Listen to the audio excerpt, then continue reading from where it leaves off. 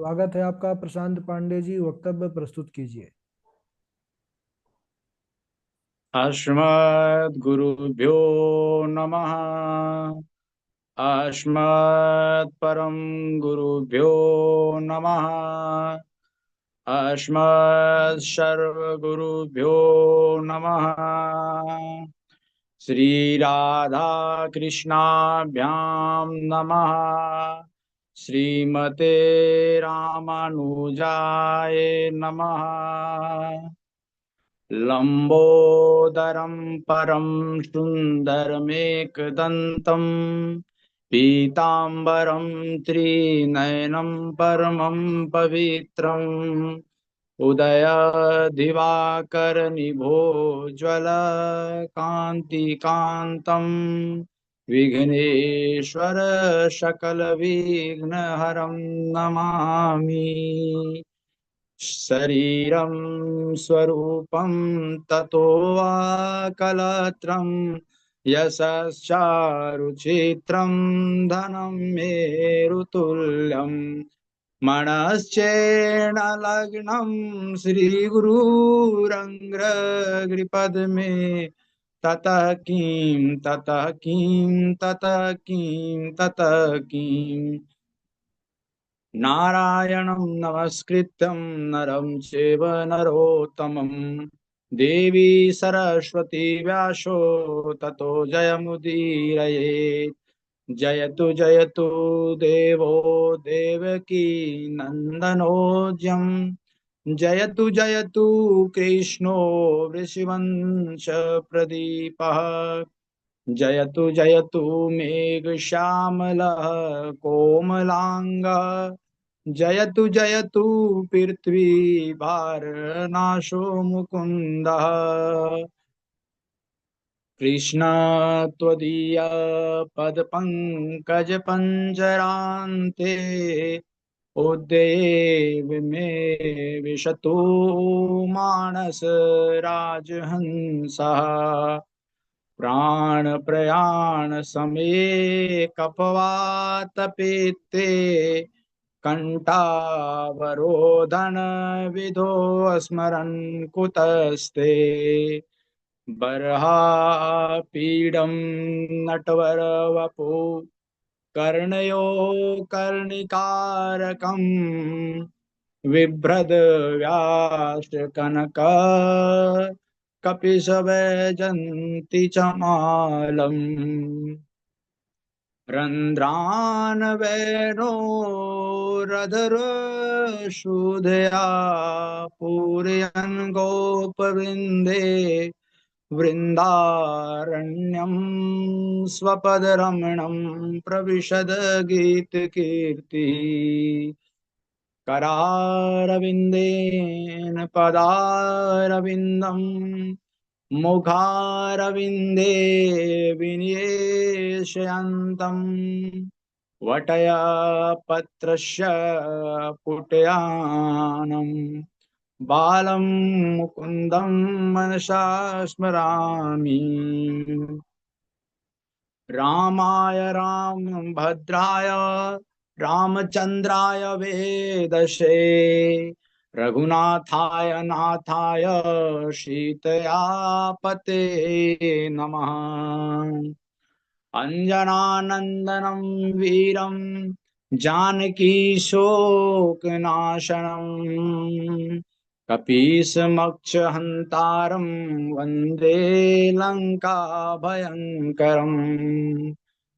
मूकं करोति वाचालं पङ्गुं लङ्घयते गिरि यत्कृपातमहं वन्दे परमानन्दमाधव। भक्त भक्ति भगवतं गुरु चतुर्णाम बपुए इनके पद वंदन किए नाशत विघ्न अनेक।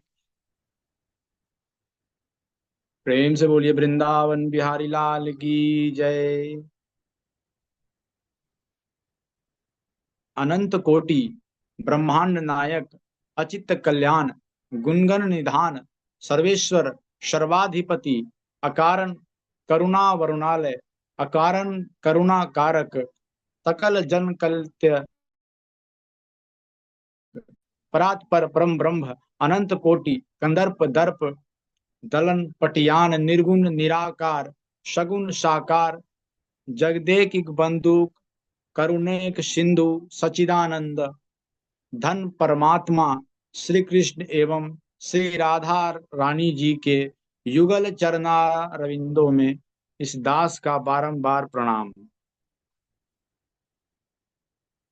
समुपस्थित भगवत भक्त भागवत कथा अनुरागी एवं सज्जन भक्तमयी मातृशक्ति भगनी बंधवों, सिया राम मय सब जग जानी करहूं प्रणाम जोरी जुग पानी। सज्जनों, आइए हम इस भागवत रूपी गंगा का हम लोग श्रवण करते हैं। पिछली कथा में हमने ये श्रवण किया था कि भगवान श्री कृष्ण जी का जो विवाह हुआ था उस बारे में हम लोगों ने देखा था, और आज हम देखेंगे कि उनकी जो आगे की विवाह कैसे हुई, तो इस बारे में आज हम लोग चर्चा करेंगे। तो परीक्षित जी महाराज सुखदेव जी महाराज से पूछते हैं कि हे सुखदेव जी, हमें कृपया करके ये बताएं कि भगवान श्री कृष्ण जी का 16,100 अन्य विवाह कैसे हुआ। तो इस पर जो है सो सुखदेव जी कहते हैं कि सुनिए, परीक्षित जी कहते हैं कि भौमासुर नामक एक राक्षस हुआ करता था, और वो एक नगर का नगरपति भी था, यानी कि नरेश भी थे। तो उन्होंने क्या किया था कि अपने बलपूर्वक माता अदिति का कुंडल वो जो है सो प्राप्त कर लिए थे, और देवताओं का जो निवास स्थान मणि पर्वत जिसे कहा जाता है, उस मणि पर्वत को भी अपने आधिपत्य में ले लिया था। तो जो देवता थे वो बड़े भयभीत हो गए, और वो भगवान श्री कृष्ण की शरण में आए।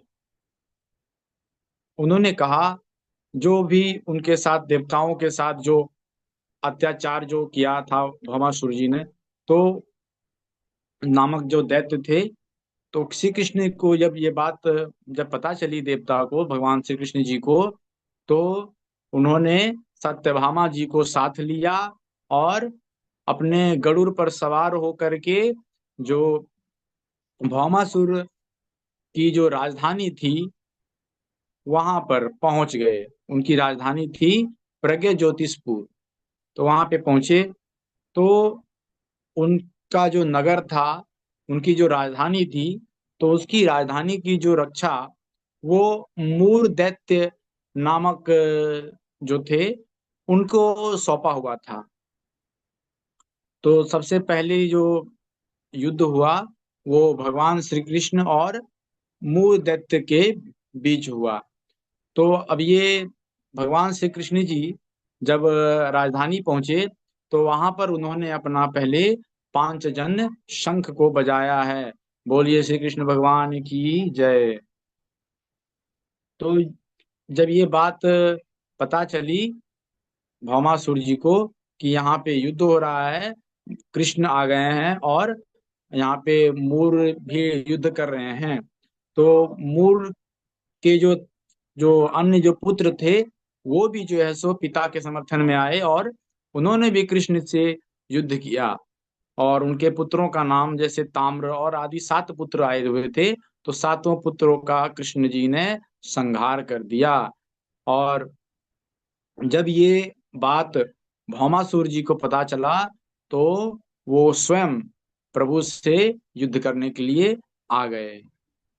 अब जो है सो भौमासुर तो काफी बलशाली था। जैसा कि हम लोग देखे हैं कि वो देवताओं का जो निवास स्थान मणि पर्वत था उस लिया था।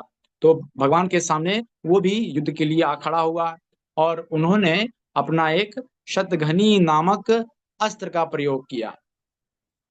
लेकिन भगवान श्री कृष्ण जी ने अपने सुदर्शन चक्र को निकाला और उनका ध्यान किया, स्मरण किया, और सुदर्शन चक्र भौमासुर की ओर चल पड़ा।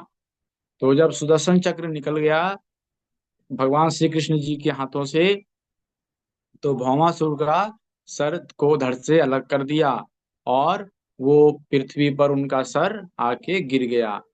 तभी जो है सो माता अदिति प्रकट होती हैं और वो अपने जो कुंडल थे वो कुंडल स्वयं श्री श्री कृष्ण जी महाराज भगवान जी को उन्होंने सौंप दिया।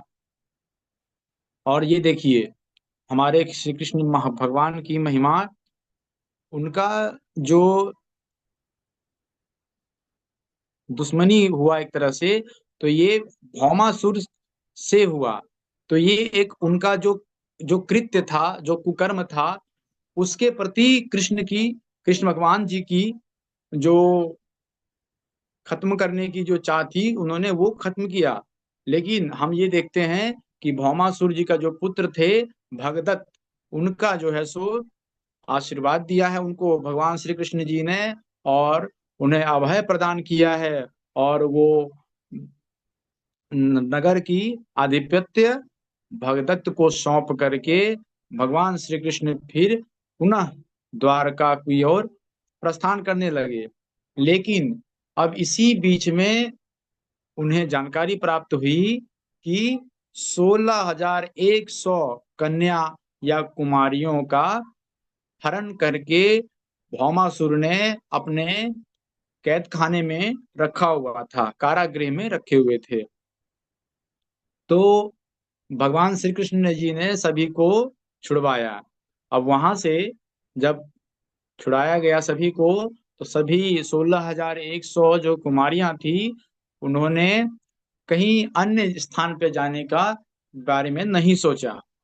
तो वो कहती है कि श्री कृष्ण भगवान जी, आज तक हम लोग आपकी महिमा को सुनते आ रहे थे, आज हमें साक्षात आपका दर्शन प्राप्त हुआ। इस जीवन मरण के चक्र से हमें मुक्ति मिल गई। तो अब वो जितने भी कन्याएं थी, कुमारियां थी, वो जो है सो भगवान श्री कृष्ण जी के सानिध्य में रहना चाह रही थी। तो भगवान श्री कृष्ण जी ने जो है सो सभी को द्वारिका से पालकी मंगवाया और पालकी के माध्यम से सभी को द्वारिका भेजा और वहां पे सभी को अपने अपने एक निवास स्थान दिया गया। और इस तरह से हम ये देखते हैं कि भगवान श्री कृष्ण जी की 16,100 विवाह एक साथ हुई। तो उनकी कुल विवाह 16,100, और पूर्व में कल की कथा में हमने कहा था कि 8 विवाह जो हुई थी, जिसमें कि माता रुक्मणी, सत्यभामा इत्यादि 8 थे, और टोटल हमारा जो कुल होता है विवाह वो 16,108। अब हम लोग आगे चलते हैं, कथा में आगे बढ़ते हैं और भगवान श्री कृष्ण जी के संतति का वर्णन आगे सुनते हैं कथा में। तो हम देखते हैं कि भगवान श्री कृष्ण जी के प्रत्येक पत्नियों से 10-10 पुत्रों की प्राप्ति हुई थी। ठीक है। तो अब देखते हैं कि जैसे कि रुक्मणी नंदन, रुक्मणी के जो पुत्र थे उनका नाम प्रद्युम्न था, और प्रद्युम्न जी का विवाह रुक्मवती से हुआ था। इन दोनों से एक पुत्र जिनका नाम अनिरुद्ध हुआ था, और अनिरुद्ध का विवाह, 2 विवाह हुआ था अनिरुद्ध जी का कुल। तो प्रथम विवाह भोजकट में हुआ था, और भोजकट में जो विवाह हुआ था तो वहां पे बलराम जी और एक रुक्मी जी, दोनों चौसर खेल रहे थे विवाह के पश्चात। तो चौसर खेलते वक्त जो कलिंग के राजा थे, उन्होंने रुक्मी जी को द्वेषपूर्ण भड़का दिया दाऊ भैया के विरोध में। उन तो रुक्मी जी कहने लगे कि ये चौसर का खेल मैं जीता, तुम क्या जानो, तुम तो ग्वाले हो, ये राजाओं का खेल है, तुम इस चौसर के खेल को हार चुके हो। तो इस बात पर बलराम जी को बहुत गुस्सा आया और उन्होंने अपना मूसल से प्रहार किया और रुक्मी जी का वहीं मृत्युदंड को प्राप्त हुए और रुक्मी जी परमलोक को सिधारे। और जो कलिंग नरेश थे, उनका जो है सो 32 जो दांत होती है, उस दांतों को बलराम जी ने तोड़ दिया। अब हम लोग आगे देखते हैं कि अनिरुद्ध जी का जो है सो सेकेंड विवाह, जो द्वितीय विवाह जो हुआ था, वो एक असुर बानासुर थे, उनकी पुत्री एक हुई थी उषा, तो उनके साथ हुआ। तो आगे हम लोग ये देखते हैं कि बाणः पुत्रा शतज्येष्ठो बलिराशिन्मात्मनः।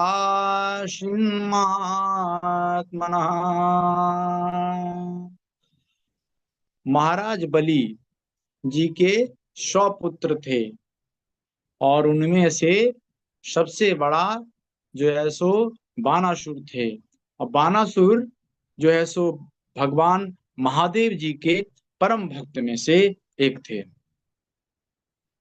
तो ऐसा कितना बार ये घटना घटी कि जब महादेव जी जब तांडव नृत्य करते थे, तो ये बानासुर अपने 1000 हाथों से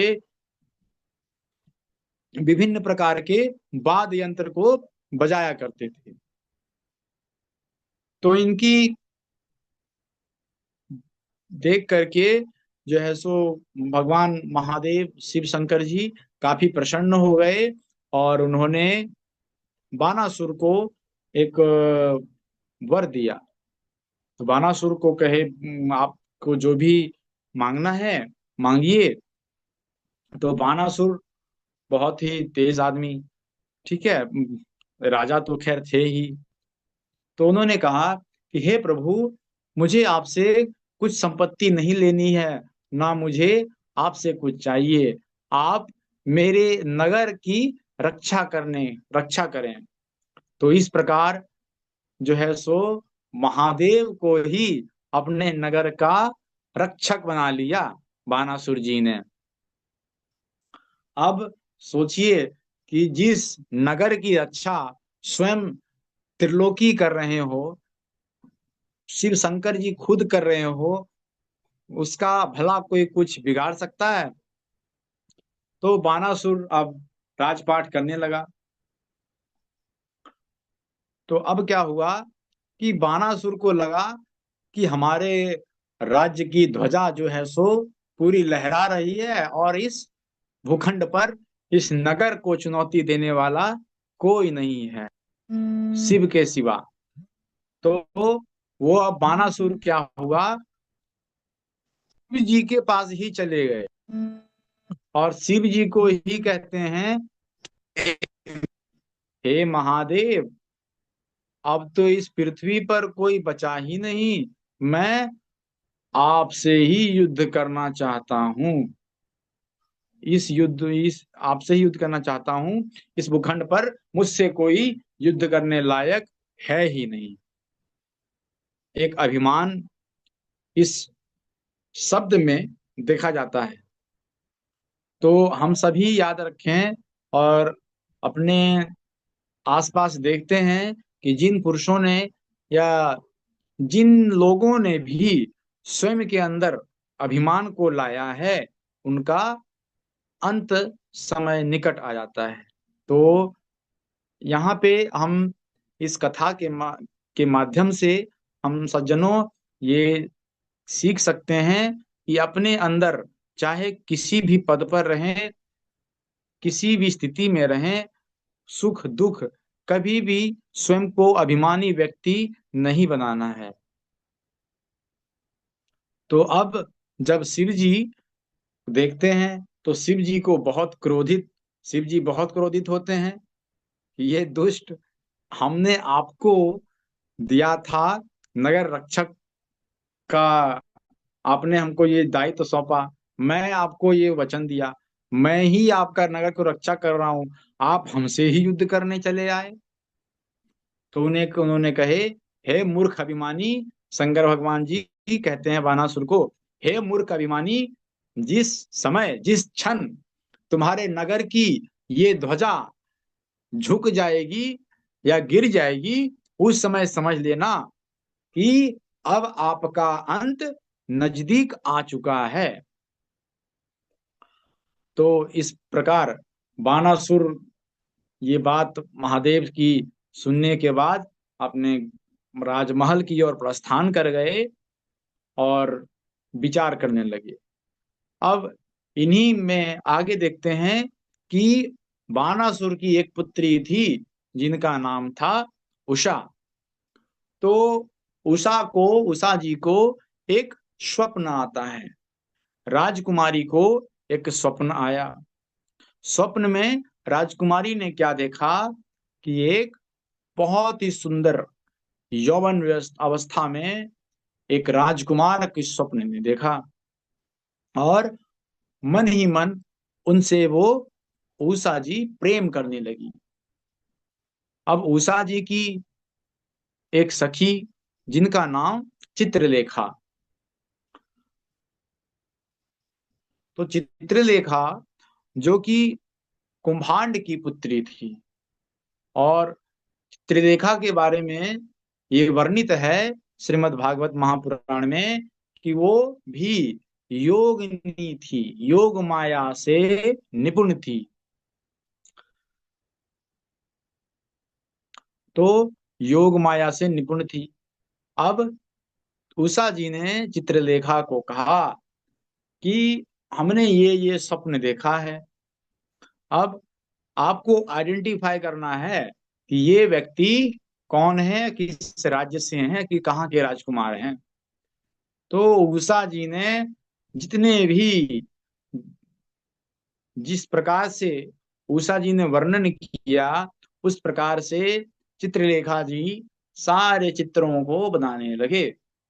अब चित्रलेखा जी देवता, गंधर्व, सिद्ध चरण आदि का सभी का चित्र बनाए, लेकिन उनमें से कोई भी उषा जी के स्वप्न वाला राजकुमार नहीं था। अब तो चित्रलेखा जी ने द्वारिकाधीश भगवान श्री कृष्ण जी का चित्र बनाया। तो उषा जी को थोड़ा थोड़ा लगा कि अब ये लाइन पर आ रही है, कहीं ना कहीं मेल खा रहा है जो स्वप्न देखा था। तो उन्होंने कहा कि हे चित्रलेखा, वो मेरे स्वप्न का जो राजकुमार थे वो कहीं ना कहीं इसी कुल से हो सकते हैं, ये संभव है। फिर चित्रलेखा जी ने जो भी द्वारिकाधीश के पुत्र थे उनके चित्र को बनाया। तो उनमें से एक अनिरुद्ध जी का भी चित्र आ गया, बनाई। तो उस चित्र को देख करके उषा जी लज्जित हो गई। लज्जित हो गई तो चित्रलेखा जी ने समझ गया कि ये राजकुमार यही है, अनिरुद्ध जी। तो अपने सखी के आदेश पर, उषा जी के आदेश पर, चित्रलेखा चूंकि योगिनी थी, योग माया में निपुण थी, अनिरुद्ध जी के महल में प्रवेश करके अनिरुद्ध जी को उठा करके अपने महल में लेकर के चली आई और उषा जी के कमरे में ले आई। अब छोटी सी यहाँ पे बात है, आज के यदि विज्ञान में देखा जाए कि ये सब कैसे संभव हुआ कि एक जगह से दूसरे जगह आदमी कैसे चला गया। तो ये सज्जनों, योग में ये संभव है। आज भी हिमालय में बहुत सारे योगी हैं जो योग माया के माध्यम से अपने शरीर को एक स्थान से दूसरे स्थान पर अ, गंतव्य स्थान पर दूसरे स्थान पर पहुंचा देते हैं। इसका वर्णन आज यदि हम देखें तो मॉडर्न हिस्ट्री में एक अंग्रेज थे, उन्होंने अपनी पुस्तक में एक संत के नदी किनारे कोई संत थे, उनका जो है सो वर्णन किया है। तो ये काफी सही बात है कि योग माया के माध्यम से शरीर को एक स्थान से दूसरे स्थान पर ले जाया जा सकता है। तो हम कथा में वापस प्रवेश करते हैं। तो आगे देखते हैं कि जब अनिरुद्ध जी जब उषा जी के साथ रह रहे थे, तो जो महाराज बानासुर थे, उनका जो सेवक था, तो वो देखता है कि राजकुमारी जी के महल में एक राजकुमार भी रह रहा है अनअधिकृत तरीके से। इस बात की सूचना महाराज बानासुर को लगी। तो जो कहते हैं ना कि इलीगल इलीगल माइग्रेंट कैसे आ गया, तो और वो भी असंवैधानिक तरीके से, तो बानासुर ने तुरंत कार्रवाई करते हुए महाराज अनिरुद्ध जी को गिरफ्तार करके और कारागार में डाल दिया। इधर भगवान श्री कृष्ण जी द्वारिका में अपना राजपाट चला रहे हैं। तो इसी बीच नारद जी जाते हैं, श्री कृष्ण जी से कहते हैं कि हे श्री कृष्ण जी, अब अब ये बताइए कि आपके पुत्र कहाँ हैं, पौत्र कहाँ हैं। तो श्री कृष्ण जी कहते हैं कि यहीं पर हैं, कहीं पर क्रीड़ा कर रहे होंगे महल में। तो अब जो है सो नारद जी को तो ये बात पता थे कि श्री कृष्ण जी के पौत्र अनिरुद्ध जी महाराज को बानासुर ने अपने कारागृह में डाल दिया है, और वो गत 4 महीनों से उसी कारागार में बंदी बनाए हुए हैं। तो इस बात की खबर नारद जी ने श्री कृष्ण जी को दिया। अब श्री कृष्ण जी को जैसे ही ये सूचना प्राप्त हुई, तो श्री कृष्ण जी भगवान अपने 12 अक्षौनी सेना, जिसमें हाथी, घोड़े, पैदल सैनिक और उस समय के जो भी अस्त्र शस्त्र से सुसज्जित सेना को लिया, और वो बानासुर की नगर की ओर प्रस्थान कर गए युद्ध के लिए। अब हम यहाँ पे देखते हैं कि बानासुर की नगर के रक्षक कौन हैं। बानासुर के नगर के रक्षक स्वयं त्रिलोकी हैं। तो अब देखते हैं कि यहाँ पे भगवान श्री कृष्ण जी का युद्ध त्रिलोकी से होना है। बोलिए श्री कृष्ण भगवान की जय, वृंदावन बिहारी लाल की जय। ओम नमः शिवाय। अब एक अपने वचन के बंधे हुए त्रिलोकी भगवान शिव, और एक श्री कृष्ण जो कि धर्म ध्वजा की पताका को प्राथमिकता देते हुए असुर का संहार करने और गलत का अंत करने के लिए वो चले। तो अब देखते हैं कि ज्यों ही भगवान श्री कृष्ण नगर की ओर बढ़ते हैं, नगर में प्रवेश करते हैं, तो भगवान शिव जो हैं, वो जो है सो जैसे ही देखा कि भगवान शिव हैं, तो श्री कृष्ण जी ने एक जिह्वास्त्र को छोड़ा है। और जिह्वास्त्र को ज्यों ही छोड़ा, तो भगवान शिव जी को जमाई आने लगा। अब जब भगवान शिव जी को देखा बाणासुर ने कि शिव जी तो जम्हाई कर रहे हैं, तो वो स्वयं जो है सो अपनी 1000 भुजाओं के साथ 500 धनुष ले लिया। 500 धनुष को अपनी 1000 भुजाओं में ताना है और श्री कृष्ण जी की ओर वो सारी प्रत्यंचाओं को चढ़ा करके भगवान श्री कृष्ण जी की ओर को छोड़ दिया है। अब भगवान श्री कृष्ण जी ने सभी धनुष एवं बाणों को तोड़ दिया है, खंडित कर दिया सभी को। अब जब बाणासुर ने देखा कि हमारे सभी 2019 के थे, 2019 में मंडप बने हुए रहते थे। हमारे सभी जो अस्त्र शस्त्र हैं वो जो है सो समाप्त हो गए हैं। तो अब वो पुनः भगवान शिव आदमी की इज्जत लीजिए खराब आगे अब भगवान शिव की ओर भागे। तो भगवान शिव जी ने अपना महेश्वर ज्वर को छोड़ा है।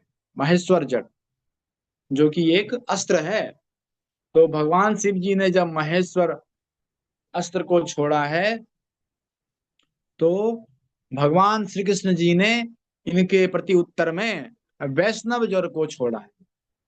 अब जब दोनों के बीच युद्ध चल रहा है, दोनों भगवान श्री कृष्ण और शिव जी के बीच में, तो अब जब वैष्णव ज्वर जो छोड़ा गया तो वैष्णव ज्वर जो है सो काफी शक्तिशाली प्रतीत हुआ और जो महेश्वर ज्वर था उन्हें जो है सो जलन होने लगी, जलने लगा। तो महेश्वर ज्वर ने अपने जो वैष्णव ज्वर हैं उनको प्रणाम किया है और कहा है कि नमामि त्वांत शक्तिं परेशम सर्वात्मनं केवलं ज्ञाति मात्रम विश्वेत्पत्ति स्थान सुरेद हेतु यदत् ब्रह्मा ब्रह्मलिंगम प्रशांतम। तो ये मंत्र का स्तुति किया है। इस स्तुति मंत्र के द्वारा वैष्णव ज्वर को प्रणाम किया है और वैष्णव ज्वर ने ये कहा, भगवान श्री कृष्ण जी ने कहा इसमें कि जो भी ये मंत्र को स्तुति को जप करेगा उसे ज्वर से मुक्ति प्राप्ति होगी, यानी कि ज्वर जल्दी ही खत्म होगा। इस मंत्र में क्या है? इस मंत्र में है कि जो ज्वर जो महेश्वर ज्वर था वो ये स्वीकार करता है। क्या स्वीकार करता है? कि नमामि त्वांत शक्तिं परेशम, कि आप ही श्री कृष्ण जी भगवान आप ही इस अनंत शक्ति के उद्घोषक हैं, यानी कि जहां से उदय होता है। तो इस अनंत शक्ति के मालिक आप ही हैं। ब्रह्मा आदि ईश्वरों के जो ईश्वर हैं वो आप हैं और इस विश्व के उत्पत्ति एवं संहार के एकमात्र हेतु और कारण भी आप ही हैं। तो इस प्रकार जो अब जो त्रिलोकी का जो महादेव जी का जो ज्वर है तो ये जो है सो कृष्ण जी के शरण में आ गया। कृष्ण ने उन्हें क्षमा किया। और आगे देखते हैं कि जो बाणासुर था लेकिन वो हमें बाणासुर जो है सो स्वयं फिर से युद्ध में कूद पड़े। अब जो है सो देखते हैं कि भगवान श्री कृष्ण जी जो हैं वो बाणासुर जी के जो 1000 जो भुजा हैं वो 1000 भुजाओं को काटना शुरू किया। तो बानासुर जो है सो भागते भागते त्रिलोकी के शरण में आए और वो कहते हैं कि हे शिव जी, रक्षा करो, रक्षा करो, रक्षा करो, मैं आपका दास हूँ, रक्षा। शिव जी ने कृष्ण जी से स्तुति की है कि हे कृष्ण, कृष्ण जी, आप इनको क्षमा करें। लेकिन भगवान श्री कृष्ण जी ये कदापि नहीं चाहते थे कि उनकी मृत्यु हो, बानासुर की या हत्या हो। उन्हें दंडित करना चाहते थे, उनके शरीर को नहीं, उनके किसी नगरवासी को नहीं, बल्कि उनके उस अभिमान को। तो उस अभिमान को कैसे अंत किया मेरे प्रभु श्री कृष्ण जी ने कि 1000 जो उनकी भुजा थी बानासुर जी की, उन 1000 भुजाओं में से मात्र 4 भुजाओं को छोड़ा। बाकी सब सारी जो भुजाएं थी, वो सारी भुजाएं को प्रभु ने अपने चक्रों से काट दिया है। अब जो है सो जो बानासुर थे वो श्री कृष्ण जी की भक्ति करने लगे। अब आगे और वो क्या करते हैं कि बानासुर जी अपनी पुत्री का विवाह जो है सो अनिरुद्ध जी के साथ तय कर दिया और उनका धूमधाम से विवाह किया बानासुर जी ने अपनी पुत्री का। प्रेम से बोलिए वृंदावन बिहारी लाल की जय। अब हम लोग आगे देखते हैं कि जो इनके पुत्र थे, जो भी पुत्र थे श्री कृष्ण जी के, चारों पुत्रों आपस में ही क्रीड़ा कर रहे थे। तो जो है सो इसमें आगे देखते हैं कि राजा जो नरक थे, आ, उनकी कथा आती है। तो ये सारे पुत्र जो थे वो क्रीड़ा कर रहे थे, जिसमें सांब, प्रद्युम्न, चारुधन, गद आदि थे। आदि यदुवंशी, यदुकुल, यदुनंदन के पुत्र सभी क्रीड़ा कर रहे थे। तो क्रीड़ा करते करते उनको क्या हुआ कि प्यास लगी। जो प्यास लगी तो बगल में एक कुआं था। तो सभी उस कुएं के समीप आ पहुंचे और कुएं के समीप आने के बाद पानी का पान करना चाहा। लेकिन जो ही कुएं की ओर जाते हैं तो कुएं में क्या देखते हैं कि एक बहुत ही बड़ा गिरगिट, बहुत ही बड़ा आकार का गिरगिट पड़ा हुआ है कुआं में। तो सभी लोग जो है सो उस गिरगिट को बाहर निकालने की कोशिश करते हैं कुएं से, लेकिन सभी असफल हो जाते हैं। फिर ये सूचना मिलती है भगवान श्री कृष्ण जी को। तो श्री कृष्ण जी स्वयं उस कुएं के पास पधारते हैं और अपने कंधा पर उठा करके आ, उस बड़े गिरगिट को कुएं से बाहर निकाला।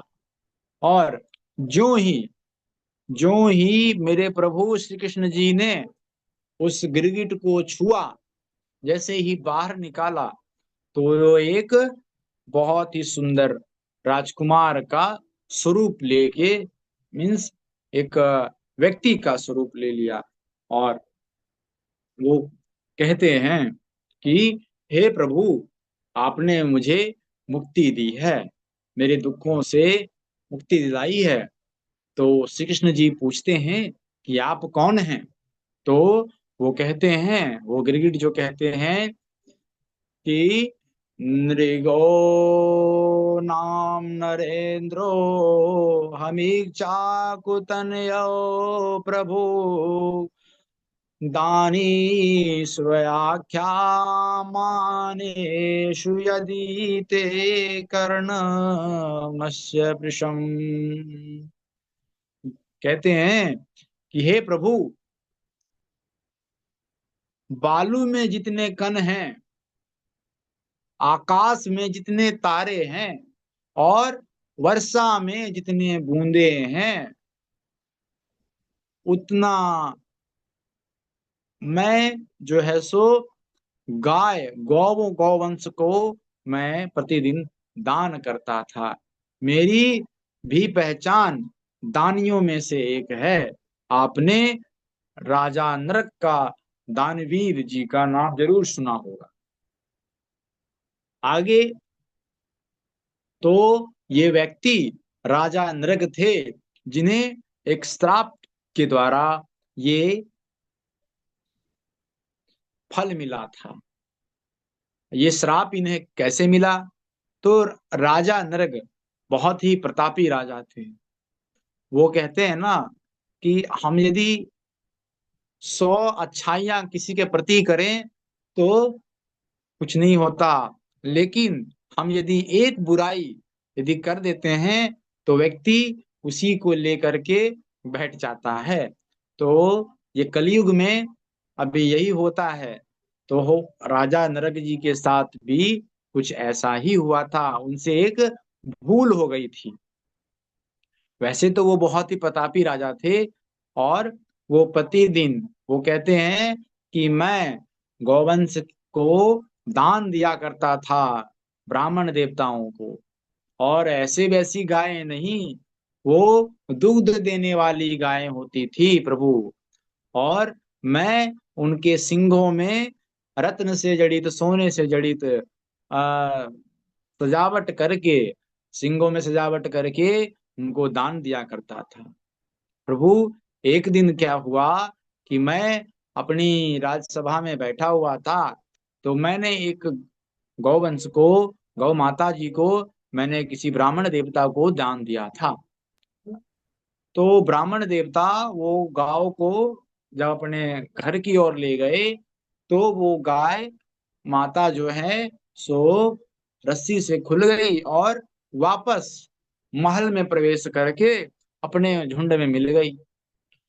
और अगले दिवस मैंने उसी गौवंश को, उसी गौ माता को दूसरे ब्राह्मण देवता को दान कर दिया। तो अब जब ये ब्राह्मण देवता उस गौवंश को, गौ माता जी को लेके चल पड़े, तो रास्ते में ढूंढते हुए पहले वाले ब्राह्मण देवता वो देखने लगे। अब वो दोनों आपस में झगड़ने लगे, ये मेरा है, ये मेरा है। दोनों समस्या का समाधान ना पाकर हमारे पास आ गए।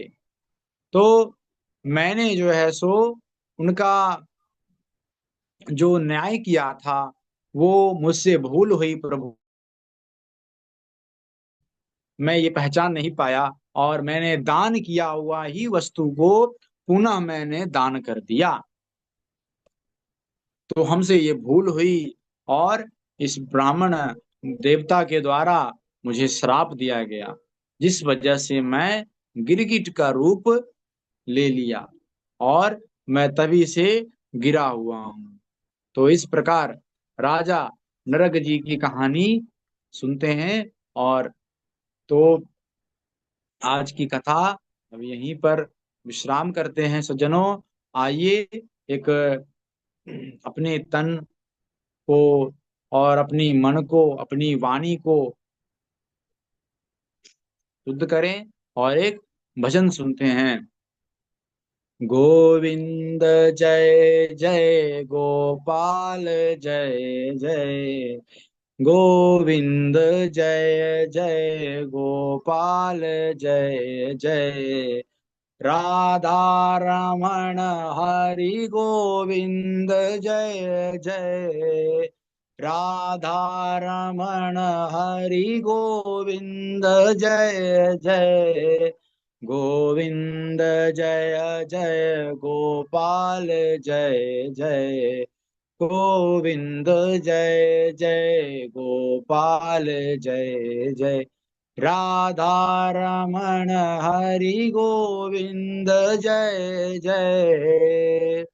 ब्रह्मा की जय जय, विष्णु की जय जय, ब्रह्मा की जय जय, विष्णु की जय जय, उमापति शिव शंकर की जय जय, उमापति शिव शंकर की जय जय।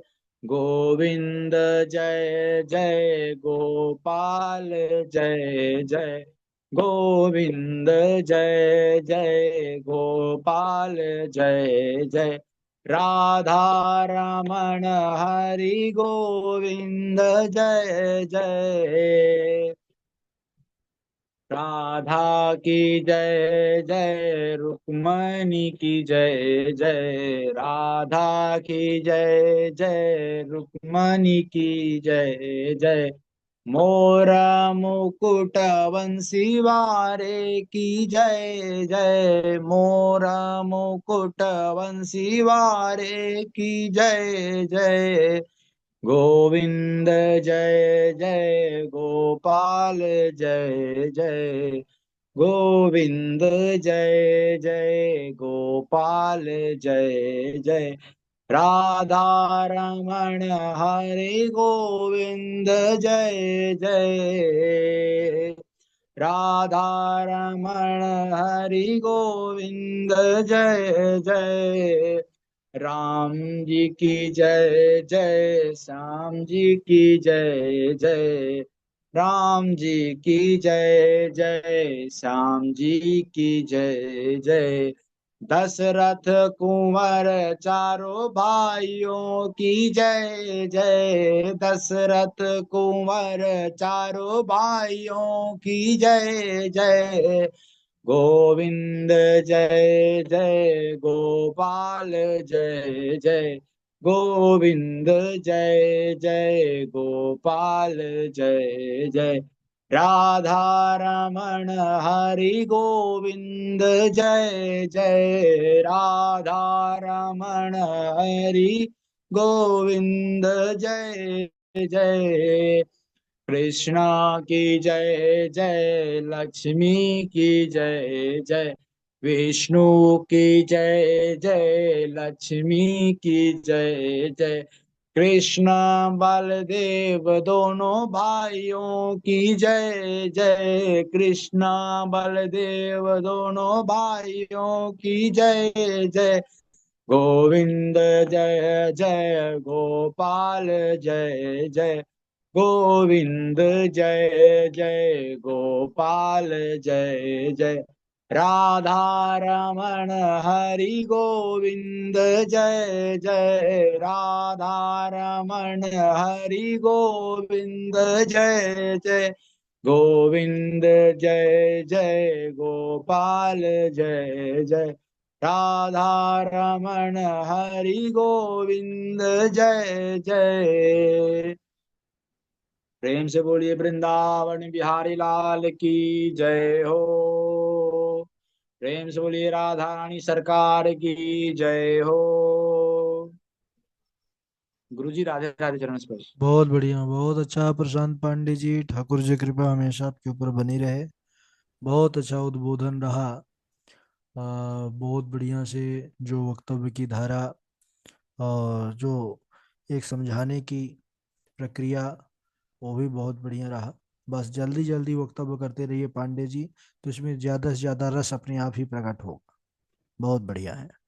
सभी प्रसन्न हैं हमारे वाजपेयी जी, और जितने लोग जुड़े हैं सब आपके वक्तव्य को सुन करके बड़े प्रसन्न हैं। बहुत अच्छा।